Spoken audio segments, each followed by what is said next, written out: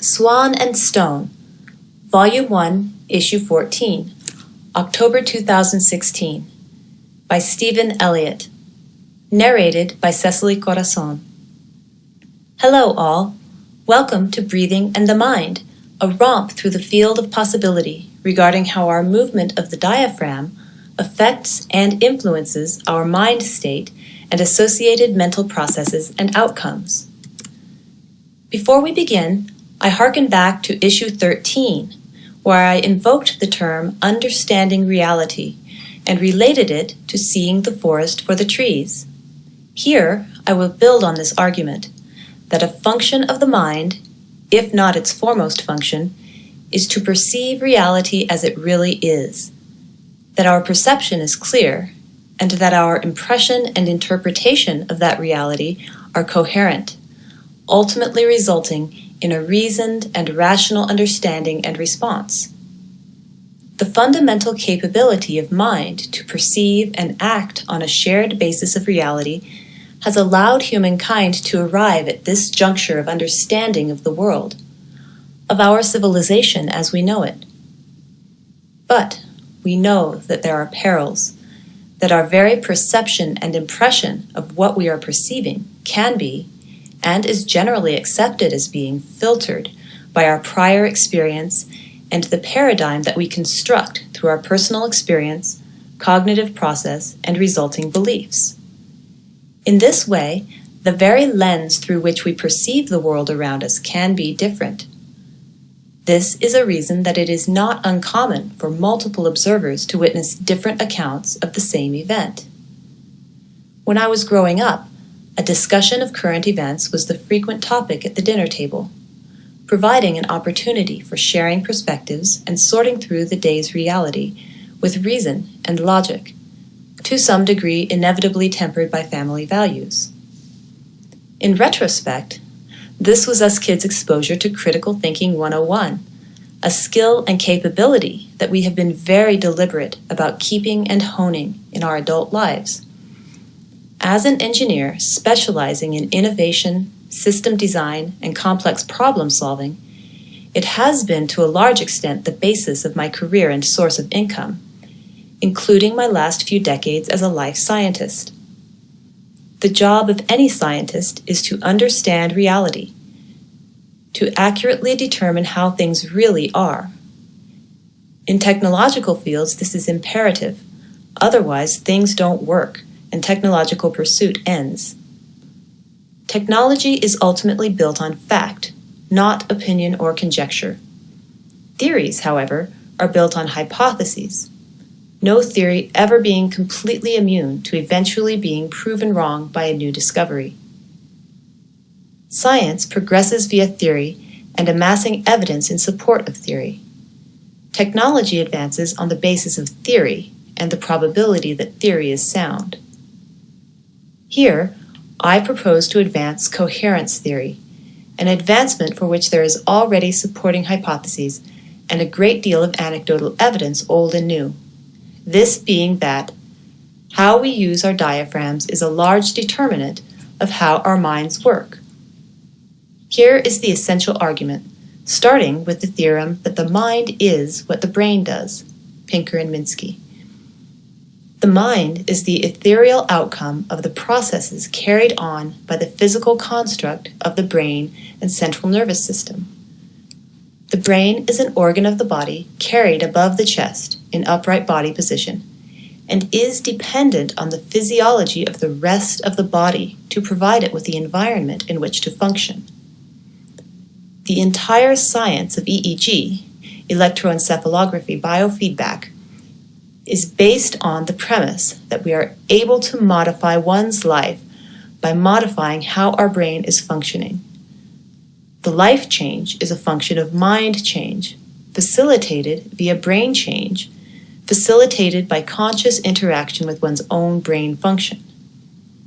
Evidence tells us that movement of the diaphragm also facilitates brain change almost instantly.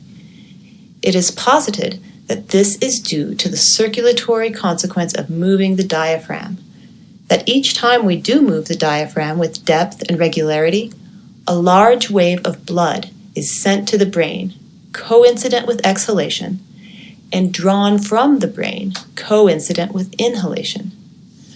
We have observed this both via electroencephalography, EEG, and hemoencephalography, HEG. The amplitude of the wave in the brain as detected by EEG when one is breathing coherently is approximately 10 times that of the functional brain waves that have been traditionally employed in EEG biofeedback training. Much of the New Science of Breath, 2005, was devoted to the discussion of how breathing affects the autonomic nervous system, facilitating balance between sympathetic, activating, and parasympathetic, deactivating functions by setting up a rhythm of balance. This rhythm swinging like a pendulum with every inhalation and exhalation. At that time, it was not clear exactly why or how this occurred. In the second edition, 2006, the theory was revised to incorporate the respiratory arterial pressure wave phenomenon, heart rate falling and rising as a consequence of the respiratory arterial pressure wave rising and falling, via baroreception. In 2013, the theory was again revised, this time by the discovery or realization that the brain experiences the respiratory arterial pressure wave directly. Prior to our research of 2011 through 2013, this was an open question, primarily because if the wave existed in the brain, it would be apparent via EEG, but it wasn't. But it kept coming back around. If a brain state changed with a single 12-second cycle of coherent breathing, then the brain must see the wave, and we were not detecting it. It turned out that this was in fact the case, and that the reason we were not seeing it via EEG was because the state-of-the-art EEG instrument was filtering out low-frequency physiologic noise, so as to allow the detection of the brainwave phenomena of interest, i.e. the functional bands, including beta, alpha, theta, and delta waves. This is effectively the same thing we had done in 2009, i.e. remove the low-frequency filtering from the state-of-the-art heart rate variability instrument, which had been tuned to pick up the band of frequencies associated with the heartbeat and the heartbeat alone. Accepting for now that the brain sees the Valsalva wave and that it responds by producing electrical waves with amplitude that is 10 times that of the functional waves, consider the brain's reaction to the heart rate and the Valsalva wave of Figure 2 above, Session 1, which to my eye appears to be a mix of spurious noise and impulse noise. Figure 2 shows no evidence of any kind of cyclic diaphragm motion. Now compare Figure 2 to that of Figure 3, Session 3, client well on the way to resonant breathing, and Figure 4, me demonstrating resonance, recorded 10 minutes ago for this article. Referring to Figures 2, 3, and 4, I would like to make a communications theory analogy between the human brain and a machine, where communication theory says that the information handling capacity of the machine, be it a computer or a channel, is fundamentally limited by its noise. This is because noise ultimately results in errors and is the reason that virtually all digital systems employ error detection and correction techniques. The question is the human brain and its outcome, the mind, susceptible to this same physical phenomenon, noise? And I will argue that it is. As both the human body and brain are physical systems, and as noise is also a fundamental physical phenomenon, the human brain and its myriad operations functioning on the slightest potentials, and its information manifesting as the mind, has to be vulnerable to biological noise, which, again, is the reason that low-frequency phenomena was filtered out of EEG to start with, which occurred in the early days of EEG, those of Elmer and Alice Green, considered pioneers in the fields of human consciousness, along with others.